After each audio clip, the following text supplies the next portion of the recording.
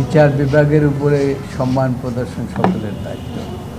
এই পরিপ্রেক্ষিতে আমি বলেছি যে মাননীয় আদালত মিস্টার ফজলুর রহমান যে ওয়াজ এ ভেটারান ফ্রিডম ফাইটার, মুক্তিযুদ্ধের সময় মানুষ কিভাবে কাটিয়েছে, যারা আমরা মুক্তিযুদ্ধ করেছি তারা কিভাবে জীবনকে কোনোভাবে বাঁচিয়ে এখন পর্যন্ত আছি, আজকের দিনে অনেকেই এই মুক্তিযোদ্ধাদের কথা ভুলে যান।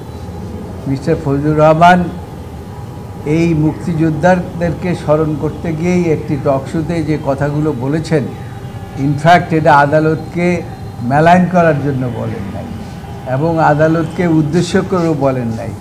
কাজেই আদালত যদি সঠিকভাবে দায়িত্ব পালন না করে তাহলে দেশে একটা বিশৃঙ্খলার সৃষ্টি হয়।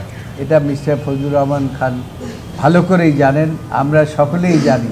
সেই জন্য আজকে দিনে আপনারা কন্টেম্প করেছেন, আপনাদের কন্টেম্পের প্রতি সম্মান প্রদর্শন করে মিস্টার ফজলুর রহমানকে নিয়ে আমরা হাজির হয়েছি এবং ইতিমধ্যেই রুহুল কুদ্দুস কাজল একটি আবেদন প্লেস করেছে আপনাদের সামনে।